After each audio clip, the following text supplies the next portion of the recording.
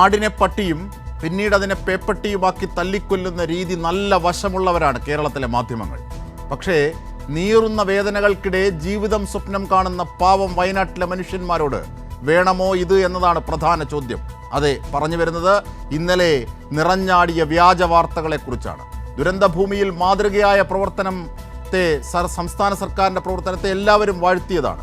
പക്ഷേ പല്ല് കടിച്ചമർന്നിരുന്നവർ പ്രതീക്ഷിത കണക്കിൽ പ്രതീക്ഷ കണ്ടത് പക്ഷേ പൊളിഞ്ഞു വീണു. പിന്നിലെ ഗൂഢാലോചന പരിശോധിക്കണം. എങ്ങനെ ഇത്തരം നിരുത്തരവാദിത്വം രൂപപ്പെട്ടു, എന്താണ് അതിൻ്റെ പിന്നിലെ അജണ്ട, അതൊക്കെ പരിശോധിക്കപ്പെടുക തന്നെ വേണം. അതും ഇത്രയും ദിവസം കഴിഞ്ഞ് ബോധപൂർവം ഓണത്തലേന്ന് തന്നെ കൃത്യമായി ഇത് പുറത്തുവിട്ടതിൻ്റെ പിന്നിലെ ആസൂത്രണം പരിശോധിക്കപ്പെടുക തന്നെ വേണം. അപഹാസ്യരായെങ്കിലും ഈ അപനിർമ്മിതിയുടെ സ്രോതസ്സും സിൻഡിക്കേറ്റ് സ്വഭാവവും പരിശോധിക്കേണ്ടതാണ്. കേന്ദ്രം ഇത്രയും നാൾ കഴിഞ്ഞിട്ടും 403 പേർ മരിച്ചിടത്ത് എന്ത് നൽകി എന്നൊരു ചോദ്യം ചോദിക്കാത്തവരാണ് വസ്തുതാവിരുദ്ധത ചൂണ്ടിക്കാട്ടി പാവം വയനാട്ടിലെ ദുരന്തഭൂമിയിലെ മനുഷ്യരെ തല്ലിയത്. നാളെ കേന്ദ്രം അഥവാ മോദി സർക്കാർ നൽകുന്ന തുക കുറഞ്ഞാൽ പോലും അതും മെമ്മോറാണ്ടത്തിൻ്റെ തലയിൽ വെച്ച് സംസ്ഥാനത്തെ അധിക്ഷേപിക്കാനുള്ള പ്രതിപക്ഷത്തിൻ്റെ നീക്കം കൂടി ഇവിടെ പൊളിഞ്ഞു വീണു എന്നത് അടിവരയിടണം. സതീശൻ്റെ വാക്കുകൾ അത് സൂചിപ്പിക്കുന്നത് തന്നെയാണ്. ചിലർ മാപ്പ് പറഞ്ഞെങ്കിലും തീരില്ല ഈ വ്യാജ പ്രചരണത്തിൻ്റെ ആഘാതം തീർത്ത അനുരണനം. പിന്നിലെ താല്പര്യം പുറത്തു വരിക തന്നെ വേണം. ഇന്ന് നമ്മുടെ ചർച്ചയെ സമ്പന്നമാക്കുന്ന അതിഥികൾ: കെ അനിൽകുമാർ,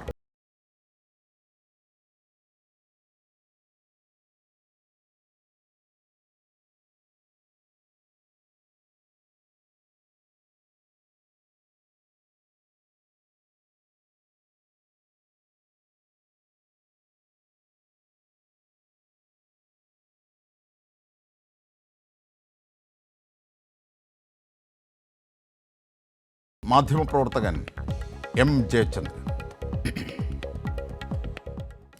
ആദ്യം ശ്രീ അഡ്വക്കേറ്റ് നോബിൾ മാത്യു, BJP നേതാവിലേക്ക്. ശ്രീ നോബിൾ മാത്യു, ഇത്തരത്തിൽ നിരുത്തരവാദിത്വത്തിൻ്റെ വ്യാജ വാർത്തകൾ സൃഷ്ടിക്കുന്നത് ശരിയാണോ? അത് ഉണ്ടാക്കുന്ന ആഘാതം എന്തുമാത്രം വലുതാണ്? അതിൻ്റെ പിന്നാലെ നേതാക്കന്മാർ കൂടുന്നത് ശരിയാണോ എന്നൊക്കെയുള്ള ചോദ്യമാണ് പല ഇടങ്ങളിലും ചർച്ചയായി വരുന്നത്. മാത്രമല്ല, ഈ വാർത്ത നൽകിയ ചില മാധ്യമങ്ങളൊക്കെ ഇപ്പോൾ മാപ്പ് പറഞ്ഞിട്ടുണ്ട്.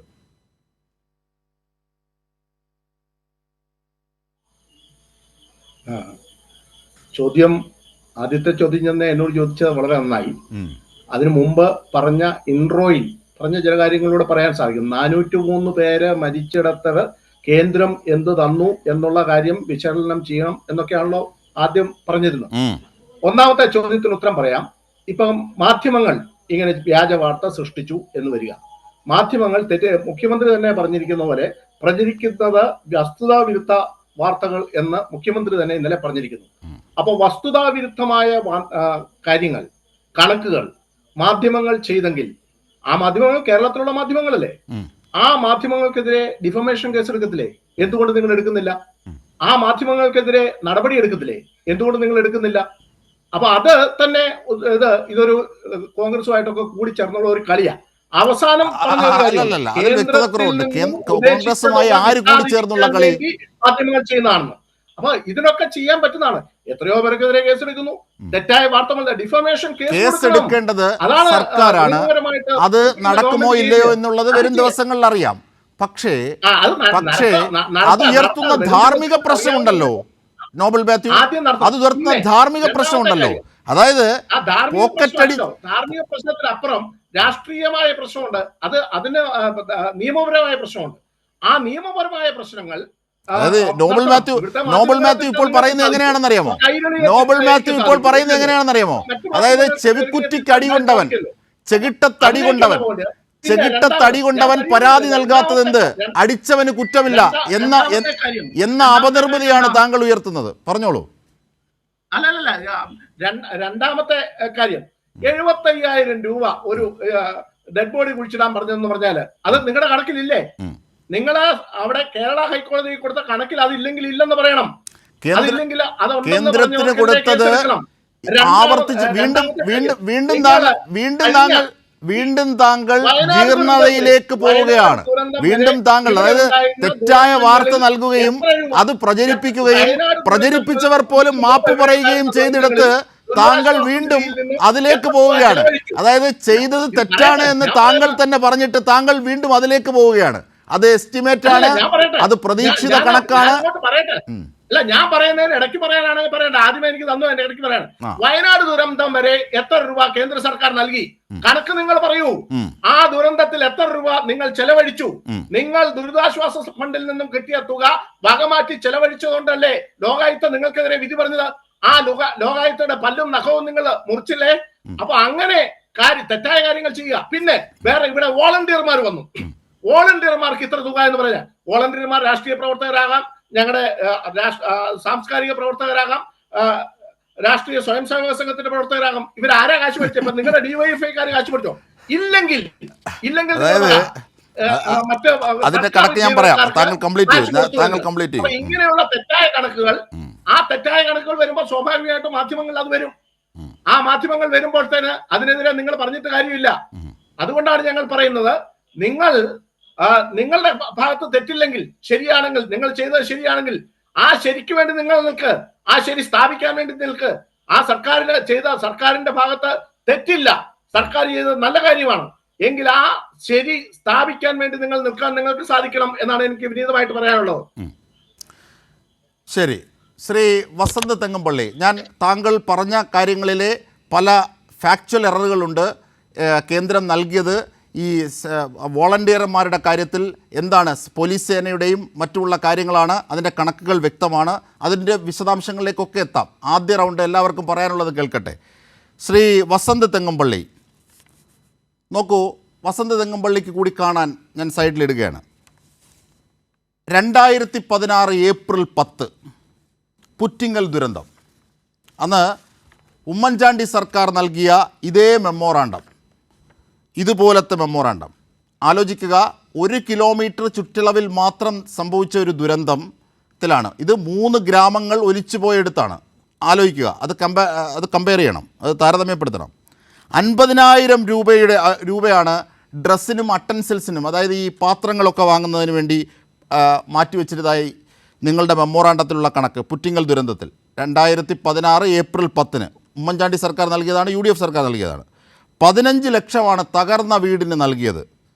1.2 ലക്ഷം മാത്രമേ തകർന്ന വീടിന് ദുരന്ത നിവാരണ ഫണ്ട് പ്രകാരം നൽകുകയുള്ളൂ. അവിടെയാണ് 15 ലക്ഷം പറഞ്ഞത്. ക്രിട്ടിക്കൽ പേഷ്യൻസിന് 8 ലക്ഷം രൂപയാണ് പറഞ്ഞിരിക്കുന്നത്, 17,000. പിന്നീട് റബ്ബർ, തെങ്ങ് അടക്കമുള്ളയുടെ വിവരങ്ങൾ ആ മെമ്മോറാണ്ടത്തിലുണ്ട്. അപ്പോൾ ഇത് കാലാകാലങ്ങളായി അതിൻ്റെ കീഴ്വഴക്കങ്ങളുടെ ഭാഗമായി ചെയ്യുന്ന മെമ്മോറാണ്ടമാണ്. ഇത് എസ്റ്റിമേറ്റ് കണക്കാണ്. ഇത് പ്രതീക്ഷിതമായി രൂപപ്പെടുത്തുന്ന ഒന്നാണ്. 2018 പ്രളയത്തിൻ്റെ കാര്യത്തിലും നമ്മൾ ചോദിച്ചത് 60,000 കോടിയുടെ നഷ്ടമുണ്ടായി. ലഭിച്ചത് എത്രയാണ്?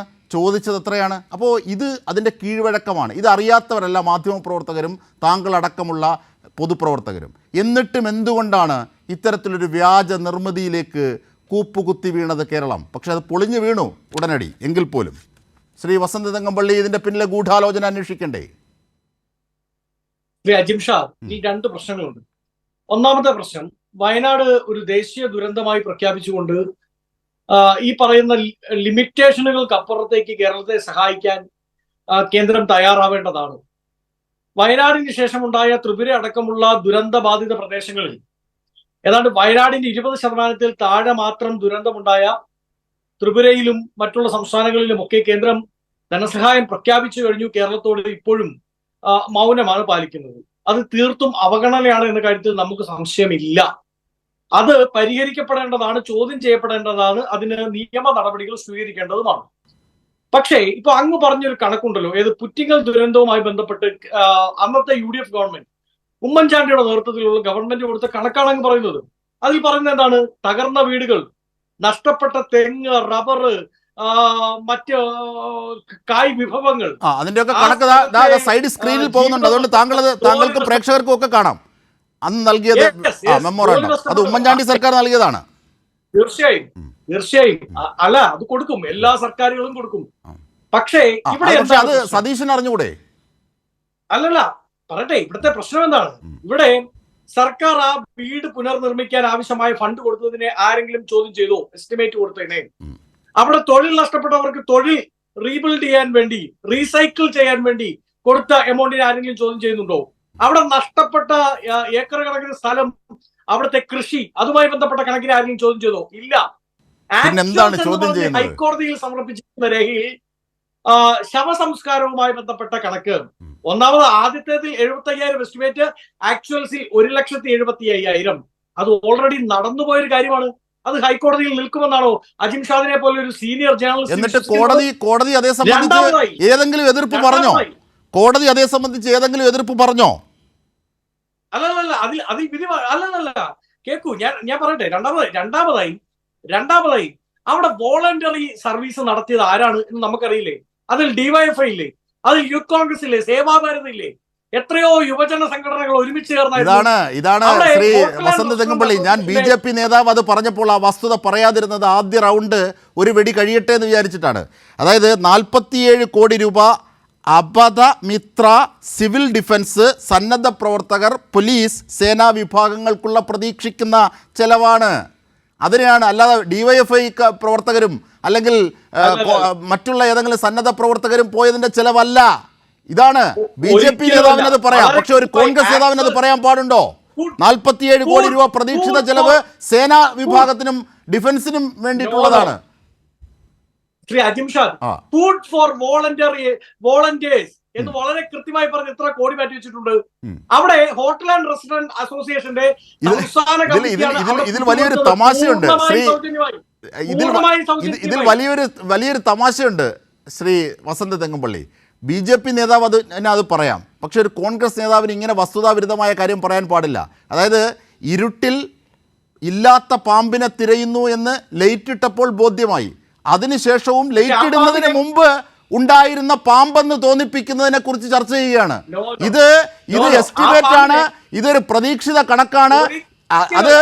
അത് അത്തരത്തിൽ നോക്കൂ. 2018 പ്രളയം, തെങ്ങുംപള്ളി ഞാനൊരു കാര്യം ചോദിക്കട്ടെ ശ്രീ തെങ്ങുംപള്ളി, 2018 പ്രളയം 30,000 കോടിയിലധികം രൂപ നഷ്ടം വന്നു.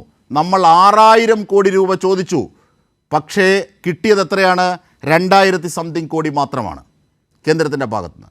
പിന്നെ SDRF സ്റ്റേറ്റിനുള്ള ഡിസാസ്റ്റർ ഫണ്ടും നാഷണലായിട്ടുള്ള ഡിസാസ്റ്റർ ഫണ്ടിലും അനുവദിക്കപ്പെടേണ്ട തുകകൾ അത് കൃത്യമായി കേരളത്തിന് നൽകിയിട്ടുണ്ടോ?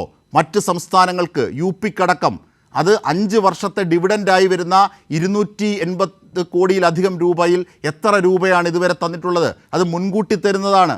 ഇത്തരത്തിൽ ഒരുപാട് വസ്തുതകൾ കേന്ദ്രവുമായി ബന്ധപ്പെട്ടവിടെ കിടക്കുകയാണ്. ഇതുവരെ പ്രധാനമന്ത്രി ഇവിടെ വന്ന് കുട്ടികളെ എടുത്തു, വലിയ ഫോട്ടോ സെഷൻസ് ഒക്കെ കഴിയുന്നത് പോലെ വലിയ രീതിയിൽ കാണിച്ചു. ശരിയാണ്, ഒരു ജനതയ്ക്ക് ആശ്വാസമാകട്ടെ, ആ ദുരന്തം നേരിട്ട് മനസ്സിലാക്കട്ടെ. രക്ഷാപ്രവർത്തനം പോലും അന്നത്തെ ദിവസം പ്രധാനമന്ത്രിക്ക് വേണ്ടി മാറ്റിവെച്ചു. എന്തിനാണ്? ആ ജനതയ്ക്ക്, സ്വപ്നം കാണുന്ന ആ ജനതയ്ക്ക് ഒരു ആശ്വാസമാകട്ടെ കേന്ദ്രത്തിൻ്റെ ഭാഗത്തുനിന്ന്. പക്ഷേ ഇതെല്ലാം കണ്ടുപോയി. ദിവസങ്ങൾ കഴിഞ്ഞു, മാസമാകുന്നു, ഇതുവരെയും കേന്ദ്രത്തിൻ്റെ ഭാഗത്തുനിന്ന് ഇതിനൊരു പാക്കേജ് പ്രഖ്യാപിക്കാത്ത സാഹചര്യം ഇവിടെ നിലനിൽക്കുകയാണ്. ഇതൊന്നും ചോദ്യം ചെയ്യാതെയാണ് ഇല്ലാത്ത കീഴ്വഴക്കങ്ങളുടെ ഭാഗമായി സാധാരണഗതിയിൽ, അത് പുറ്റിങ്ങൽ ദുരന്തത്തിൻ്റെ കാര്യത്തിൽ ഉമ്മൻചാണ്ടി അടക്കമുള്ളവർ നൽകിയിട്ടുള്ള രീതി, ആ കീഴ്വഴക്കത്തിൻ്റെ ഭാഗമായി നൽകിയ പ്രതീക്ഷിത ചിലവിനെ അത് ചെലവാക്കിയതാണെന്ന് വ്യാഖ്യാനിച്ച് വ്യാജവാർത്ത സൃഷ്ടിക്കുന്നതും പൊളിഞ്ഞു വീഴുന്നതും ശ്രീ തെങ്ങുംപള്ളി, എന്നിട്ട് അത് വീണ്ടും ആവർത്തിക്കുന്നത് അപഹാസ്യമാണ്. അപഹാസ്യം തെറ്റാണ്. കോടതിയിൽ കൊടുത്തിരിക്കുന്ന, നിങ്ങളുടെ സർക്കാർ കോടതിയിൽ കൊടുത്തതല്ലെന്നേ, അത് കേന്ദ്രത്തിന് കൊടുത്തതാണ്. കോടതിയിൽ കൊടുത്തതല്ല. കോടതിയിൽ ഒരു കേസ് വന്നപ്പോൾ കോടതിയിലെ ഡീറ്റെയിൽസ് ചോദിച്ചപ്പോൾ കൊടുത്തതാണ്. സംശയം ചോദിക്കട്ടെ, കൈരളി ഓണാഘോഷത്തിന്റെ ഭാഗമായി എല്ലാ തൊഴിലാളികൾക്കും ഷർട്ടും മുണ്ടും മേടിച്ചു കൊടുക്കാൻ തീരുമാനിക്കുന്നു. ഷർട്ടും മുണ്ടും മേടിച്ചു കൊടുത്ത് കഴിഞ്ഞ് എന്ത് എസ്റ്റിമേറ്റാണ് നിങ്ങൾ എടുക്കുക? അതുപോലെയാണ് ഇവിടെ വോളണ്ടിയേഴ്സിന് പലതും റീഇംബേഴ്സ് ചെയ്യുകയാണ് ചെയ്യുന്നത്. ഈ ചെലവുകൾ എന്താണിത്? ഇത് LKG പിള്ളേരെ പോലെ സംസാരിക്കുന്നല്ലോ തെങ്ങുംപള്ളി. പലതും ചെലവായത് പലതും റീഇംബേഴ്സ് ചെയ്യുകയാണ് ചെയ്യുന്നത്. എന്ത് റീഇംബേഴ്സ്മെന്റ്? ആർക്ക് റീഇംബേഴ്സ് ചെയ്യും? സംസ്ഥാനത്തിന് അവരുടെ ആവശ്യമില്ലാന്ന് പറഞ്ഞു. മുസ്ലിം ലീഗിന്റെ വൈറ്റ് ഗാർഡിന് നിങ്ങൾ അത് റീഇംബേഴ്സ് ചെയ്യോ? ഡിവൈഎഫ്ഐക്ക് റീഇംബേഴ്സ് ചെയ്യോ? അങ്ങനല്ല,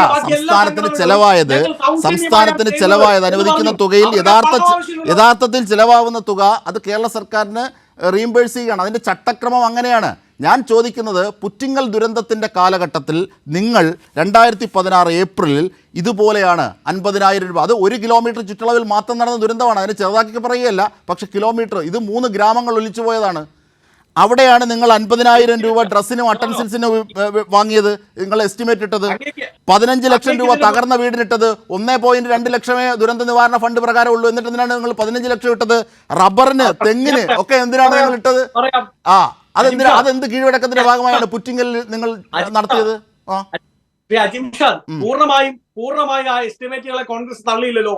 പക്ഷെ അതിൽ ചില വസ്തുതാവിരുദ്ധമായ, യാഥാർത്ഥ്യവുമായി ചേർന്ന് പോകാത്ത കണക്കുകളുണ്ട്. അതിനെയാണ് ഞങ്ങൾ ചോദ്യം ചെയ്തത്. നോക്കൂ, വളരെ കൃത്യമാണ്. നാളെ ഈ ഹോട്ടൽ ആൻഡ് റെസ്റ്റോറന്റ് അസോസിയേഷൻ കോടതിയിൽ പോവുകയാണ്. ഞങ്ങൾ പൂർണ്ണമായും സൗജന്യമായി ചെയ്തു കൊടുത്തൊരു കാര്യത്തിന് സർക്കാർ പണം വകയിരുത്താൻ നോക്കുന്നു എന്ന് പറഞ്ഞാൽ എവിടെ പോയി നിൽക്കും? സ്വാഭാവികമായും ഇത് കേന്ദ്രത്തിന് അടിക്കാൻ ഒരു വടി നിങ്ങൾ കൊണ്ടുപോയി ഇട്ടുകൊടുക്കുകയാണ് ചെയ്തത്. യാതൊരു സംശയവും വേണ്ട. പെരുപ്പിച്ച് കാണിക്കുക, സാമാന്യ ബുദ്ധിക്ക് നിരക്കാത്ത കണക്കുകൾ, സാധാരണഗതിയിൽ നടത്തുന്ന കീഴ്വഴക്കമാണ്. അത് ഈ കാണുന്നവർക്കും വായിക്കുന്നവർക്കും കൊടുക്കുന്നവർക്കും ഒക്കെ അറിയാം. കോടതി തന്നെ അതേക്കുറിച്ച് ഒരു നീരസവും പറഞ്ഞില്ലല്ലോ തെങ്ങുംപള്ളി. പിന്നെ എന്താണ് നിങ്ങൾ ഇങ്ങനെ ആശങ്കപ്പെടുന്നത്? ആ കീഴ്വഴക്കത്തിൽ അപാകത സംഭവിച്ചു എന്നാണ് ഞാൻ പറഞ്ഞത്. ശരി, ഞാൻ തിരിച്ചെത്താം. ശ്രീ കെ അനിൽകുമാർ, ഞാൻ തിരിച്ചെത്താം. തെങ്ങുംപള്ളി താങ്കളുടെ വാദം വിശദീകരിച്ചു. എനിക്ക് എം ജയചന്ദ്രനിലേക്കും ശ്രീ കെ അനിൽകുമാറിലേക്ക് പോകേണ്ടതുണ്ട്. ശ്രീ കെ അനിൽകുമാർ, അതായത് എസ്റ്റിമേറ്റിൻ്റെ കാര്യത്തിലോ ഇന്നലെ പ്രചരിച്ച വ്യാജ വാർത്തയുടെ കാര്യത്തിൽ തുടങ്ങി വെച്ച പ്രതികരണത്തിൻ്റെ കാര്യത്തിലോ ഒക്കെ തിരുത്തു വരുന്നു.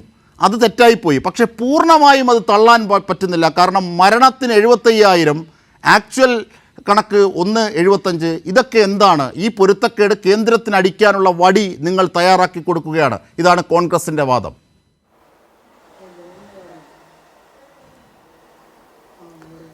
ഇപ്പോൾ കേരളത്തിൽ നടന്നത് ഒരു രാഷ്ട്രീയ അട്ടിമറിയാണ്. യഥാർത്ഥ പ്രശ്നം എന്താണ്? ലോക്സഭാ തെരഞ്ഞെടുപ്പിന് മുമ്പുള്ള പിണറായി വേട്ടയിലേക്ക്, LDFനെതിരായ ഒരു രാഷ്ട്രീയ അന്തരീക്ഷത്തിലേക്ക്, അതിൻ്റെ കള്ളപ്രചാരണത്തിൻ്റെ ഒരു രാഷ്ട്രീയ പരിസരങ്ങളിലേക്ക്, സർക്കാരിനെതിരായ ഉണ്ടാക്കാൻ കഴിയുന്ന പ്രചരണങ്ങളിലേക്ക് കേരളത്തെ തിരിച്ചു കൊണ്ടുപോവുക. ഇതാണ് ഇന്നലെ കേരളത്തിൽ നടന്നത്. അത് വളരെ ബോധപൂർവമായ ഒരു രാഷ്ട്രീയ ഗൂഢാലോചനയാണ്. രാജീവ് ചന്ദ്രശേഖരൻ്റെ ചാനലായ ഏഷ്യാനെറ്റാണ് അത് ബ്രേക്ക് ചെയ്തത്. മുമ്പേ ഗമിച്ചിടുന്ന ഗോവു തൻ്റെ പിമ്പേ ഗമിക്കും ബഹുഗോക്കളല്ല എന്ന് പറയുന്ന പോലെ മറ്റെല്ലാ മാധ്യമങ്ങളും അത് ഏറ്റെടുത്തു. ഇന്ന് 24 ചാനലിൻ്റെ തലവനായിട്ടുള്ള ശ്രീ ശ്രീകണ്ഠൻ നായർ തങ്ങൾ എങ്ങനെയാണ് ഇപ്രകാരം ഒരു വാർത്താ നിർമ്മിതിക്കിരയായി തീർന്നത്, അതിൻ്റെ പിന്നാലെ പോകേണ്ടി വന്നത് എന്ന് അന്വേഷിക്കുമെന്ന് വ്യക്തമാക്കിയിട്ടുണ്ട്. എന്താണ് സംഭവിക്കുന്നത്?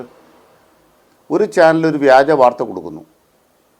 അത് കണ്ടാലുടനെ അതേ രീതിയിൽ തന്നെ വ്യാജ വാർത്തകൾ മറ്റെല്ലാ ചാനലുകളിലും നിർമ്മിക്കപ്പെടുന്നു. എന്നിട്ട് ചോദ്യങ്ങൾ ഇടതുപക്ഷത്തിന് നേരെ വരികയാണ്, മുഖ്യമന്ത്രിക്കെതിരെ വരികയാണ്. എല്ലാ ചാനലുകളും കാർഡുകൾ ഇറക്കുകയാണ്. ഒരു മൃതസംസ്കാരത്തിന്, ഒരു മൃതദേഹത്തിന് 75,000 രൂപ സർക്കാർ ചിലവാക്കി കഴിഞ്ഞിരിക്കുന്നു. റിപ്പോർട്ടർ ചാനലിൽ എക്സിക്യൂട്ടീവ് എഡിറ്ററോ തൊട്ടടുത്തിരിക്കുന്ന ഏതോ ഒരു വനിതയുണ്ട്, അവർ പറയുന്നത് സർക്കാർ ചിലവിൻ്റെ കണക്കുകൾ പുറത്തുവിട്ടു. സർക്കാർ ചിലവിൻ്റെ കണക്കുകൾ പുറത്തുവിട്ടോ? എങ്ങനെയാണ് മാധ്യമങ്ങൾക്ക് പറയാൻ പറ്റുന്നത്? സർക്കാർ ചിലവായ തുകയുടെ കണക്കുകൾ പുറത്തുവിട്ടോ? ഇന്ന് രാവിലെ പത്രങ്ങളിൽ അത് സംബന്ധിച്ചുള്ള വാർത്തകൾ വരുമ്പോൾ പത്രങ്ങൾക്ക് എന്താ സംശയം? സർക്കാർ ചിലവിൻ്റെ കാര്യങ്ങൾ കണക്ക് വല്ലതും പുറത്തുവിട്ടോ? വയനാടുമായി ബന്ധപ്പെട്ട് ചിലവായ 1 വെള്ളി രൂപയുടെ കണക്കും ഒരു മാധ്യമങ്ങളും വയനാട് കലക്ട്രേറ്റിലെ ഉദ്യോഗസ്ഥന്മാരോട് ചോദിച്ചിട്ടില്ല.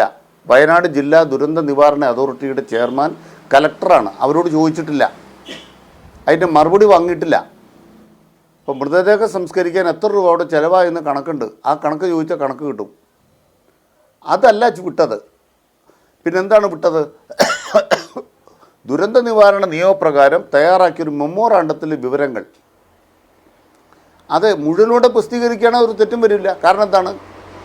സ്കൂളുകൾക്ക് 6 കോടി, സ്കൂളുകൾക്ക് 6 കോടി എന്ന് പറഞ്ഞാൽ അതിനർത്ഥം 6 കോടി രൂപ അവിടെ ചിലവായി കഴിഞ്ഞതാണോ? റോഡിന് ഇത്ര ലക്ഷം എന്ന് പറഞ്ഞാൽ റോഡിന് ചിലവാക്കിയതാണോ?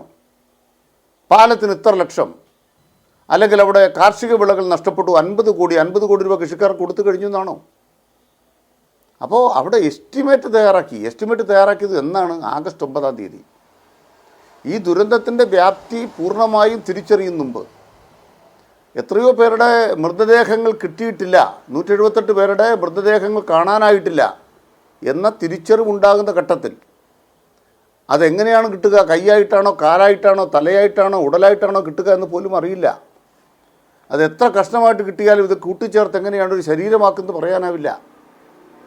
അപ്പോൾ കലക്ട്രേറ്റിലിരുന്ന് കേന്ദ്ര സർക്കാരിൻ്റെ ഉദ്യോഗസ്ഥന്മാരുമായി ചർച്ച ചെയ്ത് ദുരന്ത നിവാരണ അതോറിറ്റിയിലെ ഉദ്യോഗസ്ഥന്മാർ 2001 ദുരന്ത നിവാരണ നിയമപ്രകാരം ഒരു ചോദ്യാവലി ഉണ്ടാവും. ആ ചോദ്യാവലിക്ക് ഉത്തരം കൊടുക്കും. ഉത്തരം എന്താണ്? ഇന്ന ഹെഡുകൾ നിങ്ങൾ ക്ലെയിം ചെയ്യാം. ക്ലെയിം ചെയ്ത് മുഴുവൻ തുക തരികയല്ലോ. അപ്പോൾ ക്ലെയിം ചെയ്യുന്ന തുക അവർ ഇപ്പോൾ ഉദാഹരണമായിട്ട് പട്ടാളത്തിൻ്റെ ബെയിലി പാലം നിർമ്മിച്ചു, എത്ര കോടി രൂപ ചിലവാകും? അതിനാർക്കും കണക്കില്ല. അതിന് 1 കോടി എന്നൊരു കണക്കാക്കി ഉണ്ടാക്കി വെച്ചു. ആ 1 കോടി രൂപ ബെയിലി പാലത്തിന് ചിലവായി എന്നാണ് കേരള സർക്കാർ ചിലവാക്കി കഴിഞ്ഞു എന്നാണ് മാധ്യമങ്ങളിലൊക്കെ തന്നെ വാർത്ത. നവമാധ്യമങ്ങളിലൊക്കെ കള്ളവാർത്ത വന്നുകൊണ്ടിരിക്കുന്നത്. ദുരിതാശ്വാസ നിധിയിൽ മുഖ്യമന്ത്രി കൈയിട്ട് പണം എടുക്കുന്നു. ഇത് പാർട്ടിക്കാരെല്ലാം വീട്ടിൽ കൊണ്ടുപോയി. ആദ്യമായിട്ട് പറയാനൊരു കാര്യം, കഴിഞ്ഞ ലോക്സഭാ തെരഞ്ഞെടുപ്പ് കാലത്ത് കേന്ദ്ര സർക്കാരിനും അതുപോലെ തന്നെ കേരളത്തിലെ കോൺഗ്രസ്സുകാർക്കും സഹായകരമായ നിലയ്ക്ക് കടുത്ത ഇടതുപക്ഷ വിരുദ്ധ വാർത്താ നിർമ്മിതി നടന്നു. ലോക്സഭാ തെരഞ്ഞെടുപ്പിൽ കുറേയൊക്കെ ഗുണം ചെയ്തിട്ടുണ്ട്. പക്ഷേ രാഷ്ട്രീയ അന്തരീക്ഷം മാറി. അന്തരീക്ഷം മാറിയതിൻ്റെ ഭാഗമായി സംഭവിച്ചത് എന്താണ്? വയനാട് ദുരന്തം കണ്ണു തുറപ്പിച്ചു. കർണാടകത്തിലെ ഷിരൂരിൽ മണ്ണിടിച്ചിലുണ്ടായപ്പോൾ കർണാടക സർക്കാർ എങ്ങനെ പെരുമാറി? കേരളത്തിൽ ദുരന്തമുണ്ടായപ്പോൾ മുഖ്യമന്ത്രി പിണറായി വിജയനും കേരള സർക്കാരും എങ്ങനെ പെരുമാറി? ആകെ നമ്മൾക്കൊരു വിവാദം വന്ന് പൂത്ത ബ്രെഡാണ്, സർക്കാർ കൊടുക്കുന്ന ഭക്ഷണം പൂത്ത ബ്രെഡാണ് എന്ന് എല്ലാ മാധ്യമങ്ങളും വാർത്ത താങ്ങുകയാണ്.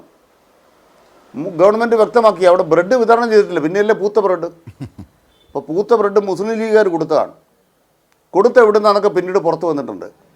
അത് മാധ്യമങ്ങളിലൂടെ യൂത്ത് കോൺഗ്രസിൻ്റെ സംസ്ഥാന പ്രസിഡന്റ് വ്യാജമായ പൂത്ത ബ്രെഡ് ഉണ്ടാക്കിയിട്ട് അത് വിതരണം ചെയ്തതായിട്ട് വ്യാജ വാർത്ത ഉണ്ടാക്കിയതൊക്കെ നമ്മൾ കണ്ടു.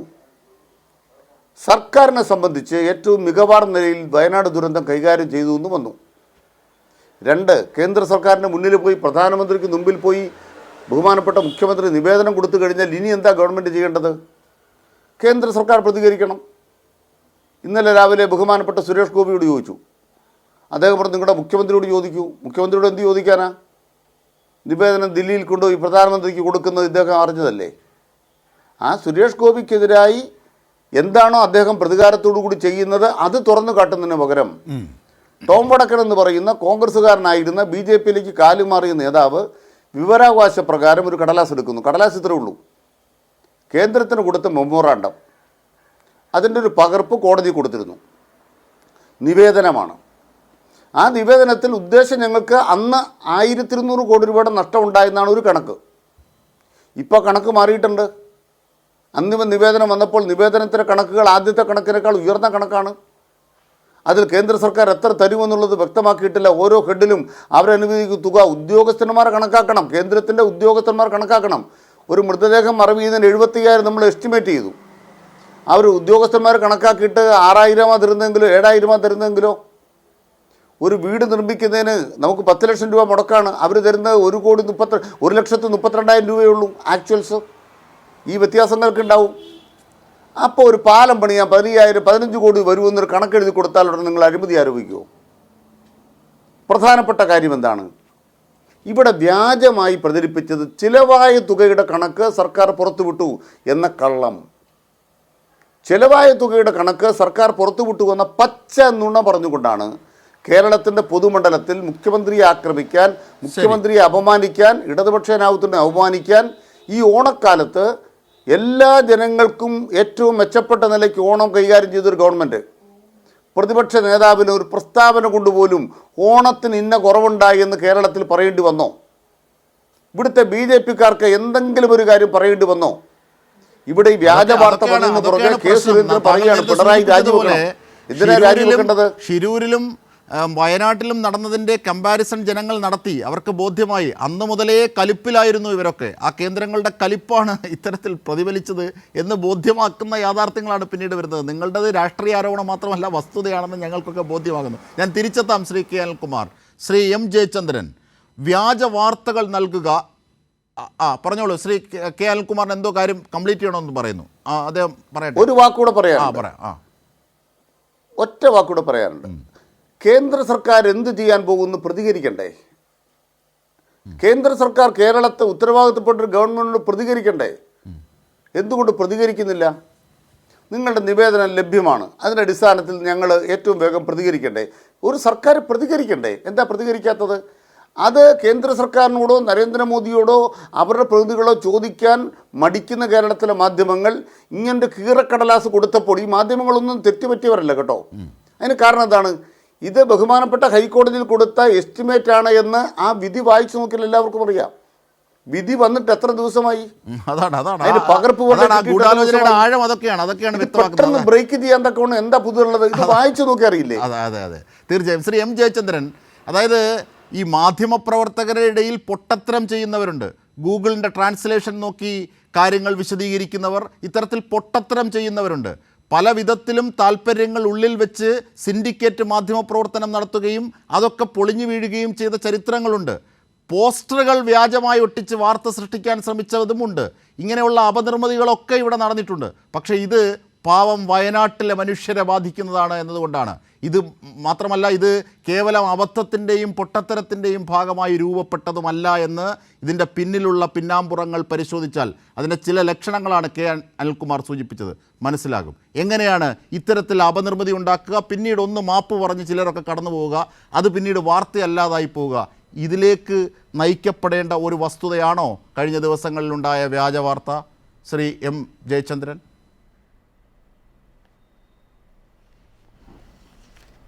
അജിംഷാദ്, ഞാൻ ഇന്ന് നമ്മുടെ പ്രതിപക്ഷ നേതാവ് ശ്രീ വി ഡി സതീശൻ ചോദിച്ച ഒരു ചോദ്യത്തിൽ നിന്ന് തന്നെ അതിൻ്റെ ഉത്തരം പറഞ്ഞുകൊണ്ട് തന്നെ തുടങ്ങാം.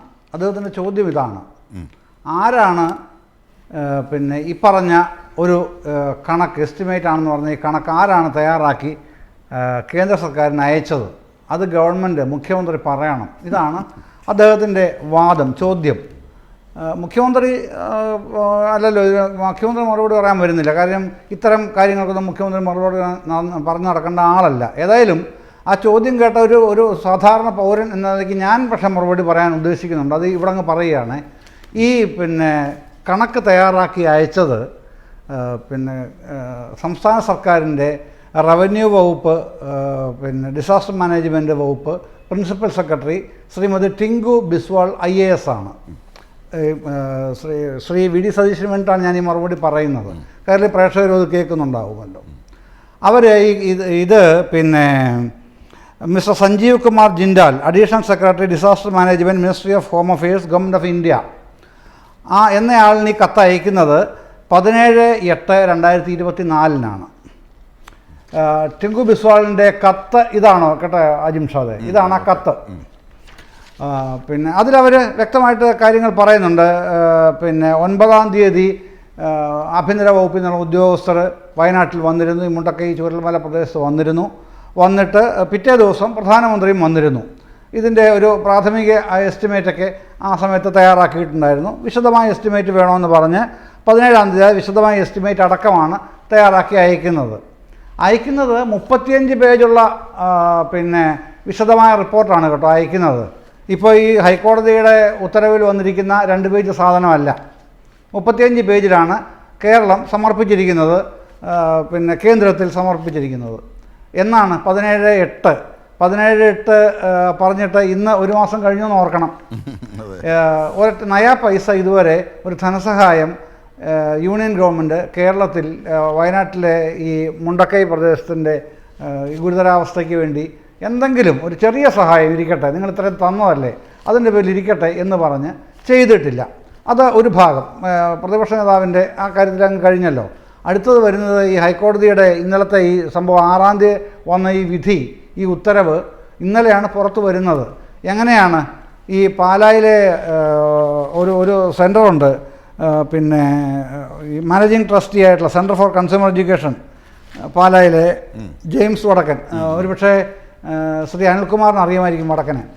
അപ്പോൾ വടക്കനൊരു പരാതി അയക്കുന്നു ഇതുമായി ബന്ധപ്പെട്ട്, ഈ ക്വാറിയുടെ മറ്റു കാര്യങ്ങളൊക്കെ കൊണ്ടാണ് ഇതായി ഉണ്ടായിരിക്കുന്നതൊക്കെ അന്വേഷിക്കണം എന്നൊക്കെ പറഞ്ഞിട്ടാണ് അയക്കുന്നത്. അപ്പോൾ അപേക്ഷയാണ്, കത്താണ് അയക്കുന്നത്. കത്ത് ചീഫ് ജസ്റ്റിസ് അത് റെഡ് പെറ്റീഷനാക്കി തരാൻ രജിസ്ട്രാറോട് ആവശ്യപ്പെടുന്നു.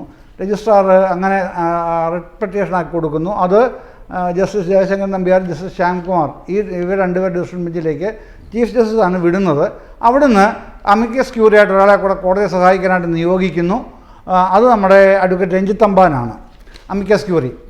അങ്ങനെയാണ് ഈ കേസ് അഡ്വക്കേറ്റ് ജനറൽ, അതാണ് രസകരം, ഈ പിന്നെ കോൺഗ്രസ് നേതാക്കൾ, ഇന്നലെ ഞാൻ പങ്കെടുത്തൊരു ചാനൽ ചർച്ചയിൽ കോൺഗ്രസ് നേതാക്കൾ പറയുകയാണ് കോടതി ഈ വിഷയത്തിന് മെറിറ്റിലേക്ക് കടന്നിട്ടില്ല. നോക്കണം, പറയുന്നതിൻ്റെ ഒരു ഉത്തരവാദിത്വമില്ലായ്മ നോക്കണം. അതായത് പിന്നെ എല്ലാ വെള്ളിയാഴ്ചകളിലുമാണ് കോടതി ഈ കേസ് എടുത്തത്, കഴിഞ്ഞ 23-ാം തീയതി മുതലുള്ള എല്ലാ വെള്ളിയാഴ്ചകളിലും. അപ്പോൾ 3 പ്രാവശ്യം അഡ്വക്കേറ്റ് ജനറൽ ഹാജരായി. 3 പ്രാവശ്യം അഡ്വക്കേറ്റ് ജനറലിൻ്റെ കൂടെ സ്പെഷ്യൽ ഗവൺമെൻറ് പ്രീയർമാർ ഉൾപ്പെടെയുള്ള വൻ സംഘം ഹാജരായി, അവരുടെ വാദമുഖങ്ങൾ നിരത്തി, അമിക്കസ് ക്യൂറി അദ്ദേഹത്തിൻ്റെ കാര്യങ്ങൾ അവതരിപ്പിച്ചു. ഇതെല്ലാം കേട്ടിട്ടാണ് ഈ ഉത്തരവ് വരുന്നത്. എന്നിട്ടാണ് യാതൊരു ഉത്തരവാദിത്വം ഇല്ലാതെ പറയുന്നത് ഇത് പിന്നെ കോടതി ആ കേസിൻ്റെ മെറിറ്റിലേക്ക് കടന്നിട്ടില്ല അത്രേ. കോടതി മെറിറ്റിലേക്ക് കടന്നിട്ടില്ലാത്ത കേസിലാണ് അഡ്വക്കേറ്റ് ജനറൽ 3 പ്രാവശ്യം ഹാജരാവുന്നത്. മറുപടി പറയണം. വസന്തകുമള്ളി ഇവിടെ ഉണ്ടല്ലോ, വസന്ത അഭിഭാഷകനാണല്ലോ, പറയണം കേട്ടോ വസന്തേ. ഈ മെറിറ്റിലേക്ക് കടന്നിട്ടില്ലാത്ത കേസിലാണോ കോടതിയുടെ മുമ്പാകെ അഡ്വക്കേറ്റ് ജനറലും സീനിയർ GP-മാരും മറ്റേ നമ്മുടെ ഈ അമിക്കസ് ക്യൂറിയും ഒക്കെ ഈ കേസുമായി ബന്ധപ്പെട്ട് നിൽക്കുകയും ആവശ്യമായ റിലവൻറ്റ് ഡീറ്റെയിൽസ് എല്ലാം കൊടുക്കുകയും ഈ തരത്തിൽ ഉത്തരവ് പാസ്സാക്കുകയും ചെയ്തത്? ഇതിൽ തന്നെ ഈ ഉത്തരവിൽ തന്നെ 7-ാം പേജ് ഒന്ന് നോക്കൂ. 7-ാം പേജിൽ ഇതിൻ്റെ ആകത്തുകയിൽ എല്ലായിടത്തും വരുന്ന കാര്യത്തിൻ്റെ ഒരു ക്രക്സ് എന്ന് പറയുന്നത് 7-ാം പേജിലെ ആ സാധനത്തിൽ കിടപ്പുണ്ട് കേട്ടോ. എന്താണെന്നറിയാമോ? 7-ാം പേജിൽ 2.8 റിലീഫ് മെഷേഴ്സ് എയർ ഡ്രോപ്പിംഗ്, ഇതിൽ ആ പാരഗ്രാഫിൽ ലാസ്റ്റ് സെൻറ്റൻസിൽ പറയാം the cost may be reimbursed in actuals. അതാണ് പ്രധാനം. ഇതിൻ്റെ മൊത്തം ഈ എസ്റ്റിമേറ്റിൻ്റെ പിന്നെ കറക്ഷൻ എന്ന് പറയുന്നത് ഈ ഒരൊറ്റ വാചകമാണ്. The cost may be reimbursed in actuals. അതായത് ഇത് തിരിച്ച് റീഇംബേഴ്സ് ചെയ്യും എന്ന് പ്രതീക്ഷിക്കുന്നു. ഈ ആക്ച്വൽസിൽ തന്നെ റീഇംബേഴ്സ് ചെയ്യുന്ന പ്രതീക്ഷിക്കുകയാണ് ഈ റിപ്പോർട്ടിൽ. അതാണ് അസസ്മെൻറ്റ് റിപ്പോർട്ടെന്ന് കോടതി തന്നെ ഇതിൻ്റെ തുടക്കത്തിൽ തന്നെ പറഞ്ഞിരിക്കുന്നത്. അസസ്മെൻ്റാണ് ഈ റിപ്പോർട്ട്. അസസ്മെൻ്റ് എന്ന് പറഞ്ഞാൽ ചിലവഴിച്ചതാണോ? അതൊക്കെ ഏത് രാജ്യത്തെ പിന്നെ പഠിപ്പാണ് നിങ്ങൾ പഠിക്കുന്നത്? ഏത് പള്ളിക്കൂടത്തിലാണ് പഠിക്കുന്നത് ചോദിക്കുന്നത്? നിങ്ങളോടൊക്കെ ചോദിക്കുന്ന മര്യാദകളാണ് വസന്ത എന്നുള്ളതുകൊണ്ട് ഞാൻ ആ ഭാഷ ഉപയോഗിക്കുന്നില്ല, മനഃപൂർവ്വം അത് വിടുകയാണ്. പക്ഷേ ഈ ഉത്തരവാദിത്തപ്പെട്ട കസേരയിലിരിക്കുന്ന പ്രതിപക്ഷ നേതാവ് ഇങ്ങനെയൊക്കെ പെരുമാറാൻ തുടങ്ങിയാൽ നമ്മൾ അന്തം വിട്ടു പോവില്ല. ഇങ്ങനെയൊക്കെയാണോ ജനാധിപത്യ കേരളത്തിൽ, ഒരു ജനാധിപത്യ ഇന്ത്യയിൽ വർത്തമാനം പറയുന്നത്? ഇങ്ങനെയാണ് ഇത്തരം കേസുകളിൽ. അപ്പോൾ നമുക്ക് മനസ്സിലാവുന്നൊരു കാര്യം എന്താണ്? 10 പൈസ കേരളത്തിന് ഈ ഇനത്തിൽ കൊടുക്കരുത് എന്നുള്ളത് ലാക്കാക്കിയാണ് ഇത്തരത്തിലുള്ള ദുഷ്ടത്തരം, ഇത്തരത്തിലുള്ള ഈ വാക്ശരങ്ങൾ തൊടുത്ത് വിടുന്നത്. മുഖ്യമന്ത്രിയോട് നിങ്ങൾക്ക് വിരോധം ഉണ്ടായിരിക്കും, അത് വേറെ കാര്യം. പക്ഷേ അതിനുവേണ്ടി ഒന്നാകെ ഒലിച്ചുപോയ 10, 11, 12 വാർഡുകൾ, ആ വയനാട്ടിലെ ഈ ചൂരൽമല പ്രദേശത്തെ ആ വാർഡുകളിലെ ജനങ്ങൾ എന്ത് ചെയ്യണം? അവിടെ ചെന്ന് പറ്റിയ സഹായിക്കാൻ ചെന്ന ആൾക്കാരെന്ത് വേണം? അവിടെ ചെയ്തിടത്തോളം കാര്യങ്ങൾ, ഇതിനെല്ലാം ഓരോരുത്തർ കണക്ക് ചോദിക്കുകയാണ്. അന്തം വിട്ടു പോകും നമ്മൾ കേട്ടോ. ഇതൊക്കെയാണല്ലോ ഇവരുടെ ബോധ നിലവാരം എന്ന് ഓർത്ത്. 75,000 രൂപ എങ്ങനെ ചിലവായി ഒരു മൃതദേഹം സംസ്കരിക്കുന്നതിന്? എന്തൊരു ചോദ്യമാണത്! ഈ പിന്നെ ഇത് അസസ്മെൻ്റ് ആണെന്ന് പറഞ്ഞിട്ടാണ് ബാക്കി കാര്യങ്ങൾ ഇതിനകത്ത് വിവരിക്കുന്നത്. കോടതിയുടെ ഒരു ചെറിയ പരാമർശം പോലും, ഒരു വിമർശനം പോലും ഇല്ലാത്ത റിപ്പോർട്ടാണിത്. ആ റിപ്പോർട്ടിനെ ചൊല്ലിയാണ് 75,000 രൂപ ചിലവാക്കിയത് എന്തടിസ്ഥാനത്തിലാണ് എന്ന് ഉത്തരവാദിത്തപ്പെട്ട ആൾക്കാർ പിന്നെ ഈ ചാനലുകൾ മുമ്പാകെ വന്നിരുന്ന് ഗർജിക്കുന്നത്. അപ്പോൾ എന്താണ് മനസ്സിലാക്കേണ്ടത്? ഇതുവരെ ഒരു പൈസ പോലും തരാത്ത കേന്ദ്രം ഇനിയാണെങ്കിൽ ഇതൊക്കെയാണ് ഇവിടുത്തെ പ്രശ്നങ്ങൾ, ഞങ്ങൾ നിങ്ങൾക്ക് വേണ്ടി ആവശ്യത്തിലധികം പ്രശ്നങ്ങൾ ഉണ്ടാക്കുന്നുണ്ട്, 10 പൈസ കേരളത്തിന് കൊടുക്കരുതേ എന്നുള്ള അപേക്ഷയാണല്ലോ ഈ ഉന്നയിക്കുന്നതിൻ്റെ അടിസ്ഥാനം. ഇതാണ് ഈ കേരള വിരുദ്ധത എന്ന് പറയുന്നത്. തെങ്ങുംപള്ളി ശ്രീ വസന്ത് ശ്രീക്ക് നോക്കൂ, ഏറ്റവും പ്രധാനപ്പെട്ട ഒരു വസ്തുതയായി ഇവിടെ ഉയരുന്ന അതാണ്. പ്രതിപക്ഷ നേതാവ് ഇന്ന് പറഞ്ഞ കാര്യങ്ങൾ, ഇതിൻ്റെ വസ്തുതാപരമായ കാര്യങ്ങൾ, ഇതിൻ്റെ ബ്യൂറോക്രാറ്റിക് ശീലങ്ങളൊക്കെ, കീഴ്വഴക്കങ്ങളൊക്കെ ശ്രീ M. ജയചന്ദ്രൻ വളരെ ഭംഗിയായി അത് വിശദീകരിച്ചു. എങ്ങനെയാണ് ഈ റിപ്പോർട്ട് രൂപപ്പെടുന്നത്, എങ്ങനെയാണ് അതിൻ്റെ അസസ്മെൻറ്റ് സ്വഭാവമുള്ളത്, അത് എങ്ങനെയാണ് ചലിക്കുന്നത്, ഇതൊക്കെ അദ്ദേഹം വിശദീകരിച്ചു, അതിൻ്റെ സാങ്കേതികത്വം അടക്കം. ഇനി നിങ്ങളിലേക്ക് വരുന്നൊരു ചോദ്യം രാഷ്ട്രീയമാണ്. അതായത് 1 പൈസ പോലും ഇതുവരെ ഈ ദുരന്തത്തിന് നൽകാത്ത കേന്ദ്രം, ആ കേന്ദ്രം ഇനിയും നൽകരുത് ഈ ജനതയ്ക്ക്. കാരണം എന്നാൽ മാത്രമേ ഈ സംസ്ഥാന സർക്കാരിനെയും ഇവിടുത്തെ ആൾക്കാരെയും കുറ്റം പറയാൻ പറ്റൂ എന്ന വിരലുകൾ ചൂണ്ടാനുള്ള കാരണമാണ് നിങ്ങൾ നെയ്തെടുക്കുന്നതെന്ന്. അതാണ് ഇവിടെ പറഞ്ഞതിലെ ഏറ്റവും വലിയ രാഷ്ട്രീയം. അതിനുത്തരം പറയണം ശ്രീ തെങ്ങുംപള്ളി. അല്ല ശ്രീ അജിം ഷാദ്, അങ്ങ് നോക്കൂ, ഞാൻ വളരെ കൃത്യമായാണ് പറഞ്ഞത്. എന്താണ് അങ്ങ് പറഞ്ഞ പുറ്റിങ്ങൽ ദുരന്തമടക്കം അല്ലെങ്കിൽ മറ്റ് സംസ്ഥാനങ്ങളിലെ ദുരന്തങ്ങളിലടക്കം ഇപ്പോൾ ഭൂമിയുടെ റവന്യൂ റേറ്റ് ആവില്ല നമ്മൾ നഷ്ടത്തിൽ എസ്റ്റിമേറ്റ് എടുക്കുമ്പോൾ കാണിക്കുക. കൂടുതൽ പെരുപ്പിച്ച് കാണിക്കേണ്ടതായി വരും. കാര്യം കേന്ദ്ര സഹായം അടക്കം അതിലേക്ക് വരേണ്ടതായിട്ടുണ്ട്. അല്ലെങ്കിൽ ഒരു വീടിന്റെ എസ്റ്റിമേറ്റ് എടുക്കുന്നു, ആ വീട് 10 ലക്ഷം രൂപയുടെ വീടാണ് നഷ്ടപ്പെട്ടത് എന്നിരിക്കട്ടെ. പക്ഷെ ആ ദുരന്തത്തിന്റെ റിപ്പോർട്ട് നൽകുമ്പോൾ ചിലപ്പോൾ നമ്മൾ 15 ലക്ഷത്തിന് കൊടുക്കും. കാര്യം 10 ലക്ഷമേ നമുക്ക് എങ്കിലേ 10 ലക്ഷം കിട്ടുകയുള്ളൂ. ആ ക്യാപ്സ്യൂൾ അല്ലെങ്കിൽ ആ ഒരു എക്സ്പ്ലനേഷൻ ശരിയാണ് എവിടെ വരെ. ഓൾറെഡി നടന്നുപോയ കാര്യങ്ങൾ ആക്ച്വൽസ് എന്ന് പറഞ്ഞു കൊടുക്കുന്നോടം വരെ ഓൾറെഡി സംഭവിച്ച കാര്യമാണ് എന്ത് ശവസംസ്കാരം. അതുമായി ബന്ധപ്പെട്ട് ആ മാധ്യമങ്ങളിൽ പ്രത്യേകിച്ച് കൈരളി അടക്കം നമ്മളൊക്കെ എത്രയോ ഊറ്റം കൊണ്ടാണ് പറഞ്ഞത് അവിടെ NSS ആണ് ഭൂമി വിട്ടുകൊടുത്തത്, അവിടെ CSI ചർച്ച് സ്ഥലം വിട്ടുകൊടുത്തു, അവിടെ വിവിധ മതങ്ങൾ ഒരുമിച്ച് ചേർന്ന് സർവമത പ്രാർത്ഥന നടത്തി മനുഷ്യരായി മാറി എന്ന് നമ്മളെല്ലാം പറഞ്ഞതല്ലേ. അത് കോടതിയുടെ മുമ്പിൽ കേന്ദ്രത്തിന്റെ മുമ്പിൽ തെളിവായി നിൽക്കുമ്പോഴാണ് നമ്മൾ പറയുന്നത് നോക്കൂ ശവസംസ്കാരത്തിന് ഇത്ര രൂപ ചെലവായി എന്ന് ഞങ്ങൾ പ്രതീക്ഷിക്കുകയാണ്. എന്തിനാ അങ്ങനെ പ്രതീക്ഷിക്കുന്നത്? ഉണ്ടായില്ലെന്ന് എല്ലാവർക്കും അറിയാമല്ലോ. രണ്ടാമത് ഞാൻ നേരത്തെ പറഞ്ഞത് അങ്ങനെയാണെങ്കിൽ എന്തുകൊണ്ടാണ് കോടതി ഇക്കാര്യത്തിൽ ഇടപെട്ട് ചോദിക്കാതെ 75,000 രൂപയും 1,75,000 രൂപയും ഈ ആക്ച്വൽസിലും അസസ്മെന്റിലും ഒക്കെ എങ്ങനെയാണ് ഈ മാറ്റം? ഇതൊക്കെ എന്താ കോടതിക്ക് അസ്വാരസ്യമായി തോന്നാഞ്ഞത്? അല്ല, അതാണ് പറഞ്ഞു വരുന്നത്. രണ്ട് കേക്കൂ. വോളണ്ടിയേഴ്സിന്റെ ഫുഡ് അവിടെ വൈറ്റ് ഗാർഡ്, മുസ്ലിം ലീഗിന്റെ വൈറ്റ് ഗാർഡ് ഫുഡ് വെച്ച് കൊടുത്തിരുന്നു. അതിനെ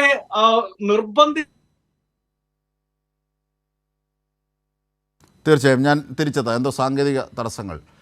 ശ്രീ കെ അനിൽകുമാർ, ഈ നടന്നുപോയ സംഭവങ്ങൾ അല്ലെങ്കിൽ NSS ഭൂമി നൽകിയെടുത്ത് അല്ലെങ്കിൽ സർവ്വമത പ്രാർത്ഥന നൽകിയെടുത്ത് ഒരു കുന്നിൻ്റെ മുകളിലേക്ക് മൃതദേഹം എത്തിക്കുന്നത് അടക്കം ഉള്ള കാര്യങ്ങളിൽ DNA പരിശോധന നടത്തി ആ ഓരോ മൃതദേഹവും ഉള്ളടക്കം ചെയ്ത കാര്യങ്ങൾ അടക്കമുള്ളവയൊക്കെ ഞങ്ങളുടെ ഓർമ്മപഥങ്ങളിലുണ്ട്. എന്നിരുന്നാലും കോൺഗ്രസിൻ്റെ ഈ സംശയം നടന്നുപോയ കാര്യങ്ങൾ എങ്ങനെയാണ് അസസ്മെൻറ്റിൽ വരുന്നതെന്ന് എത്രത്തോളം യുക്തിഭദ്രമാണ് ആ ചോദ്യം?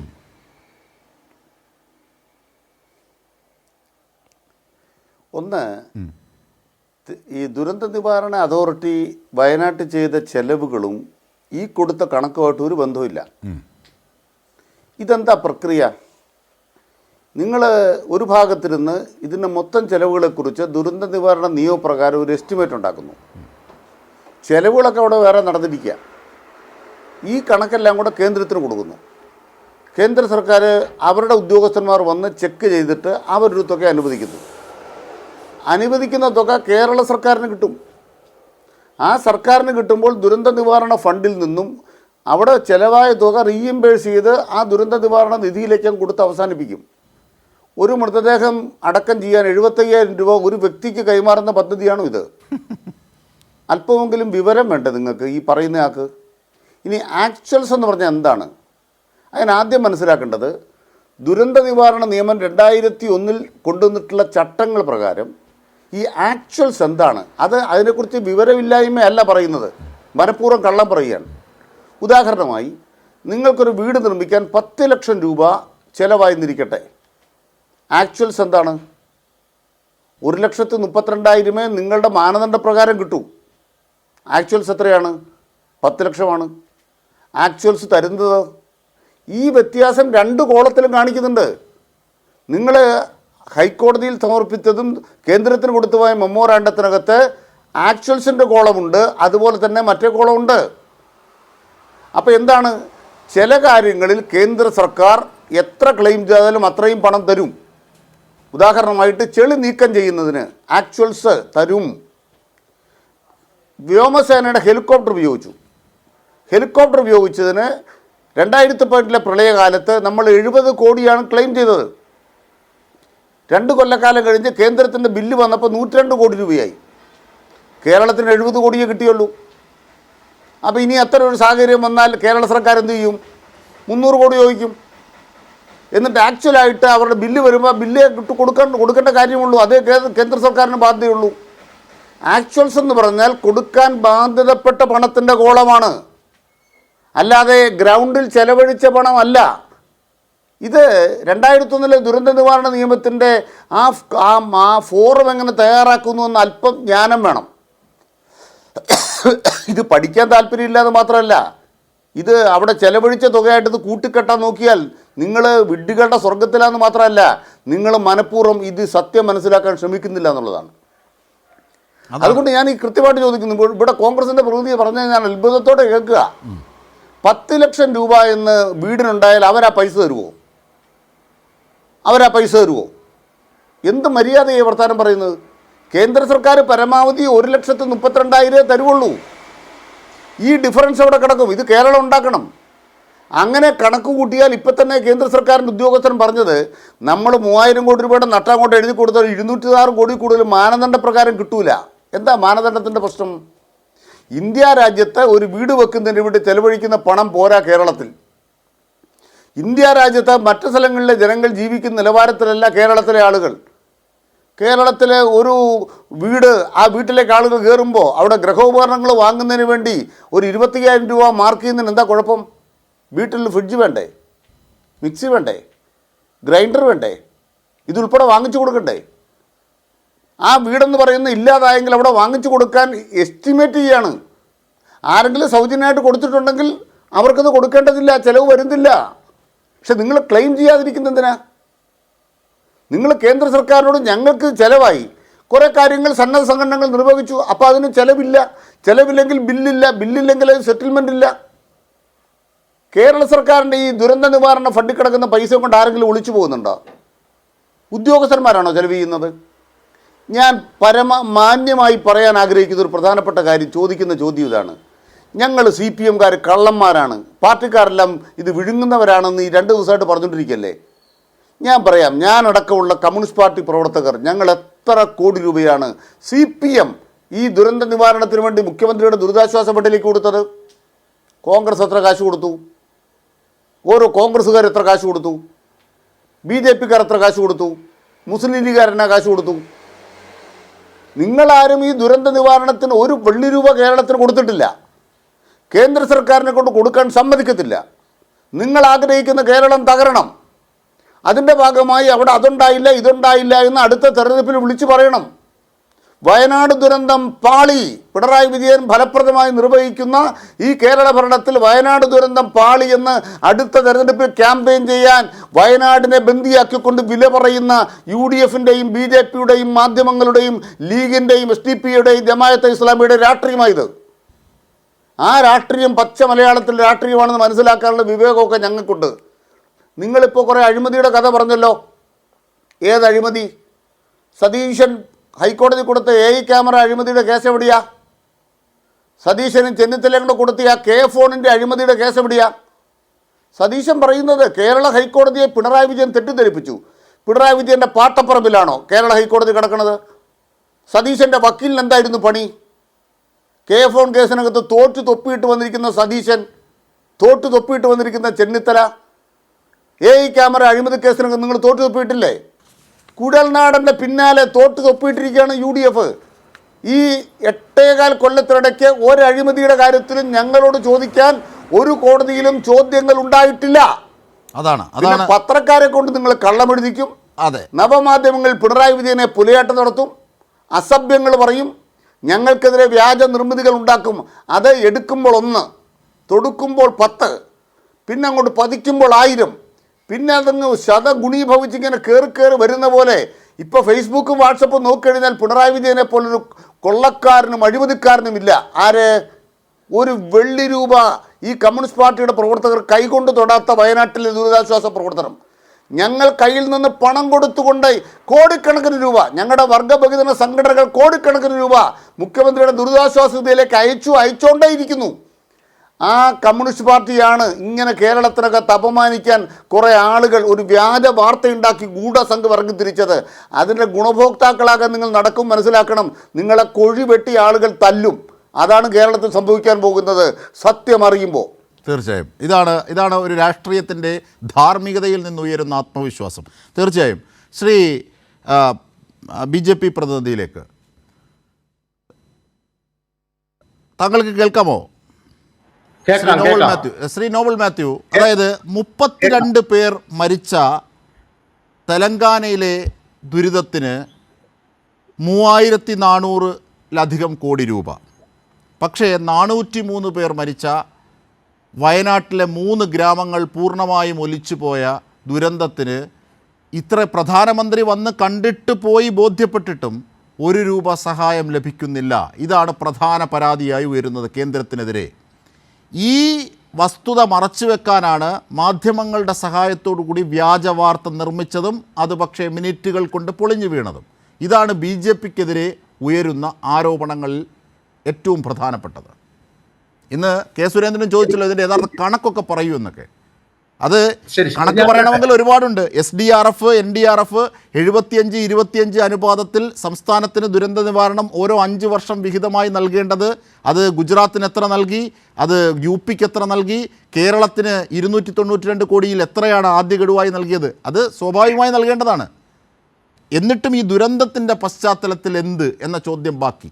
പറയൂ ശ്രീ. എനിക്ക് എത്ര സമയം തരും? നോബൽ താങ്കൾ കാര്യം പറയൂ. താങ്കൾ കാര്യം പറയൂ. നിങ്ങൾ അനിൽകുമാറിന് 15-20 മിനിറ്റ് കൊടുത്തു.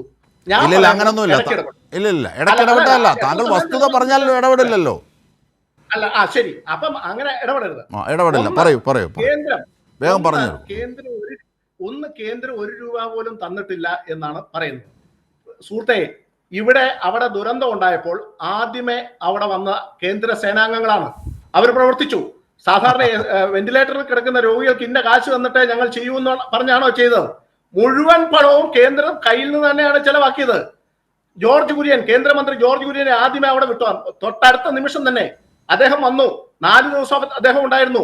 BJPയുടെയും രാഷ്ട്രീയ സ്വയംസേവക സംഘത്തിന്റെയും സന്നദ്ധ പ്രവർത്തകർ മുഴുവൻ അവിടെ ഉണ്ടായിരുന്നു.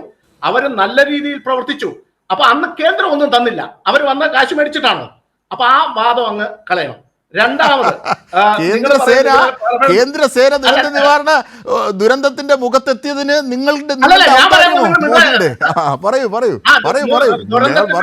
ആദ്യമേ വന്ന കേന്ദ്രസേന. ഇനി ഞാനൊന്ന് ചോദിച്ചോട്ടെ, ഇതിനു മുമ്പ് പല ദുരന്തങ്ങൾ ഉണ്ടായല്ലോ.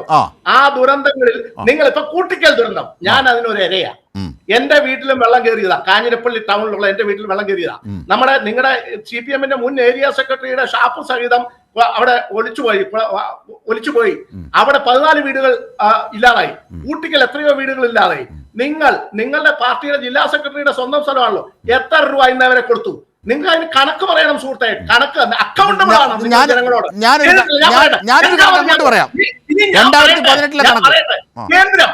കേന്ദ്രം ഇവിടെ പുറ്റിങ്ങൽ ദുരന്തത്തിൽ കേന്ദ്രം എത്ര രൂപ തന്നു? നിങ്ങൾ കണക്ക് പറയണം. ഇവിടെ ഉണ്ടായ ദുരന്തത്തിൽ എത്ര രൂപ തന്നു?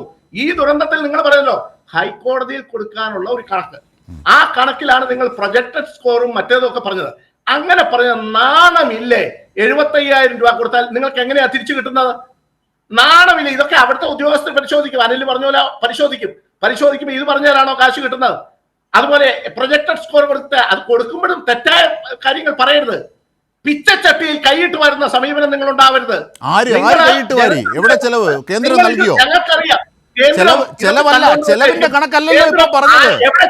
കേന്ദ്രം നൽകിയിട്ടില്ലല്ലോ. ഇതൊരു വസ്തുതാവിരുദ്ധമാണ്. ഞാൻ പറയട്ടെ, ഈ കേന്ദ്രം ഒന്നും തരാത്തത് കൊണ്ട് BJP പറഞ്ഞുകൊണ്ട് മാധ്യമങ്ങളെ കുറിച്ച് ചെയ്യിച്ചാന്നല്ലേ പറയുന്നത്? കേരളത്തിൽ ഏത് മാധ്യമങ്ങളാണ് ഞങ്ങളെ സഹായിക്കുന്നത്? അതാണ് ഞങ്ങൾ അത് ചെയ്തെങ്കിൽ ഞങ്ങൾ പറയുന്നു നിങ്ങൾ കേസെടുക്ക്.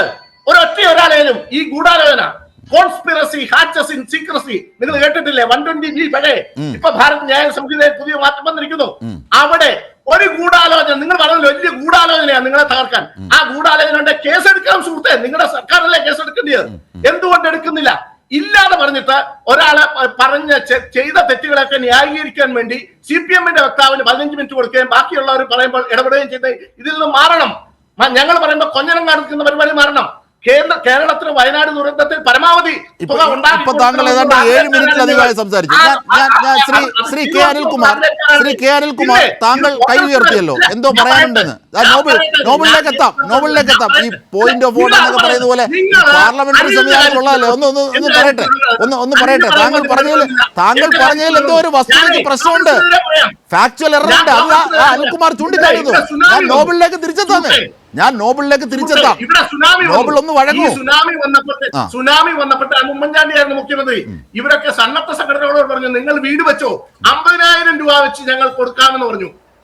26 വീടുകൾ വെച്ചു കൊടുത്തു. ഇപ്പോഴത്തെ എറണാകുളത്തുള്ള ഒരു ഹോട്ടൽ ഉടമ, അയാൾക്ക് 50,000 രൂപ വെച്ച് കൊടുത്തില്ല. ഈ പറയും എല്ലാം. അതെ, 2018 പ്രളയത്തിൽ നോബിളെ എന്റെ പൊന്ന് നോബിളെ 2018 പ്രളയത്തിൽ 30,000 കോടിയാണ് നഷ്ടമായത്. ആവശ്യപ്പെട്ടത് 6,000 കോടി, തന്നത് 2,914 കോടി. അതിൽ അരിയുടെയും വ്യോമസേനയുടെയും പൈസ കിഴിച്ച്. അതാണ് എന്റെ വസ്തുത. ഞാൻ തിരിച്ചതാ നോബിളിലേക്ക്. അല്ലല്ല, അത് കിഴിച്ചു. വ്യോമസേനയുടെ അരിയുടെ പൈസ കിഴിച്ചു. അത് കുറച്ചു. അത് വസ്തുതയാണ്. അതൊക്കെ പബ്ലിക് ഡൊമൈനിലുള്ള വസ്തുതയാണ്. ഞാൻ തിരിച്ചതാ. അത് പബ്ലിക് ഡൊമൈനിലുള്ളതാണ്. അതിന്റെ വസ്തുത താങ്കൾ പരിശോധിക്കൂ. താങ്കൾ അഡ്വക്കേറ്റ് ആണ്, നിയമപരിജ്ഞാനമുള്ള ആളാണ്. ശ്രീ അനിൽകുമാർ, ഞാൻ നോബൽ ഞാൻ തിരിച്ചെത്താം. അനിൽകുമാർ ഏതോ ഒരു വസ്തുതാവിരുദ്ധമായ കാര്യം പറയുമ്പോൾ താങ്കൾ കൈ ഉയർത്തി. അതെന്താണ്? എന്ത് ഫാക്ച്വൽ എററാണ് ശ്രീ നോബൽ പറഞ്ഞത്? നോബൽ പറഞ്ഞതെല്ലാം വസ്തുതയല്ലേ? കൂട്ടിക്കൽ ദുരന്തത്തിൽ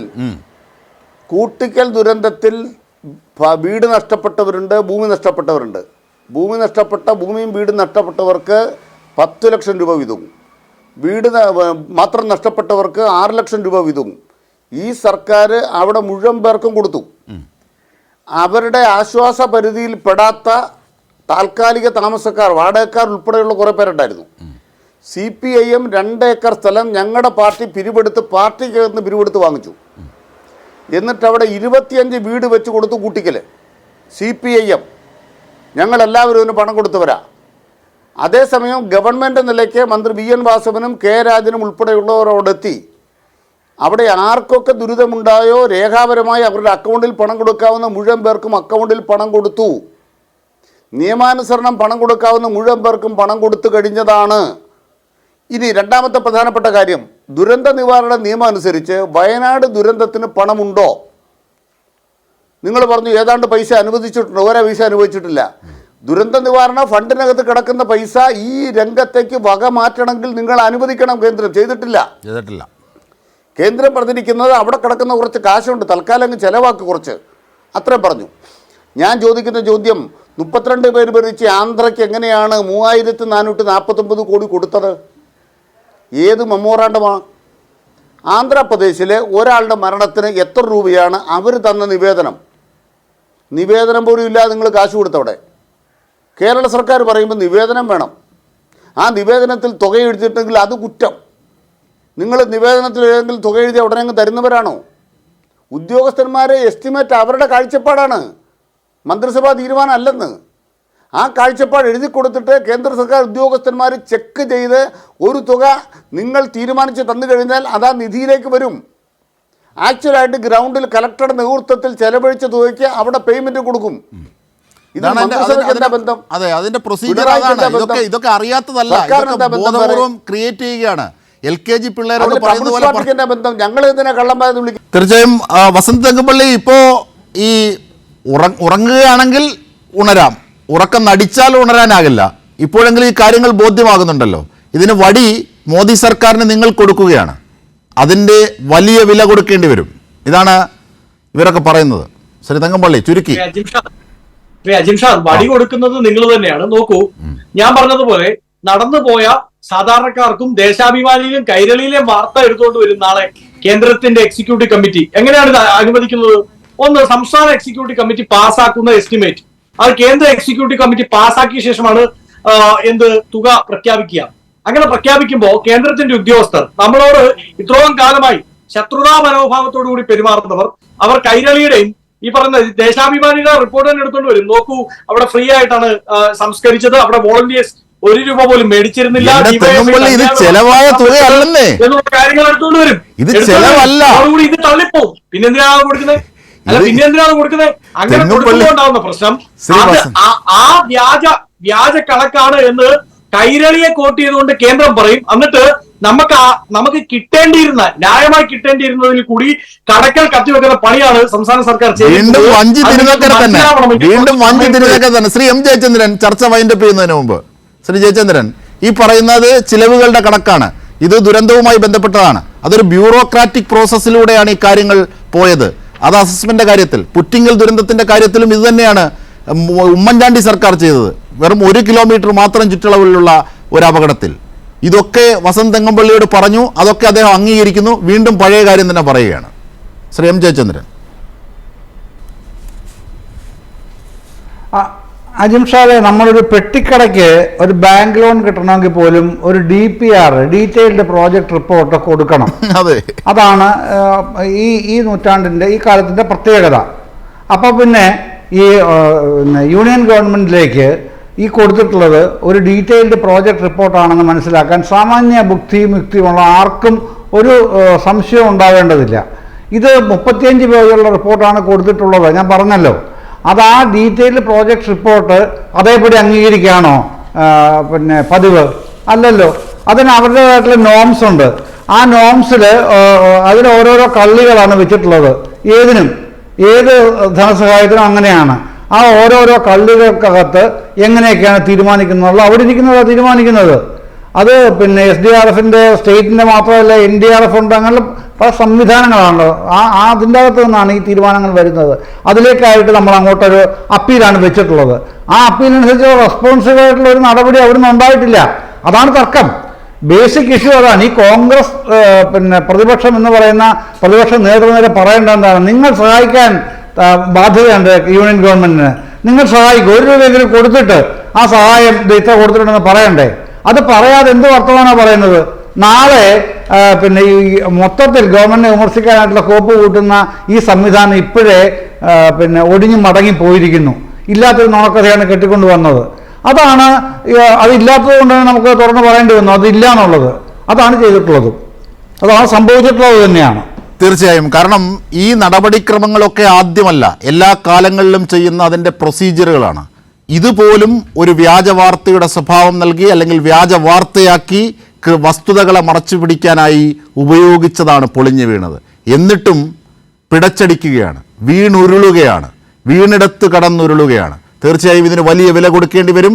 വയനാട് ജനതയെ വെച്ചുകൊണ്ട്, കേരളത്തിനോടുള്ള അർഹമായ അവകാശങ്ങൾ വെച്ചുകൊണ്ട് ചോദ്യം ചെയ്യുന്നതിന് മാധ്യമങ്ങൾ കൂടി എന്ന ചരിത്രത്തിൽ രേഖപ്പെടുത്തുന്ന ഒരു അപനിർമ്മിതിയാണിത്.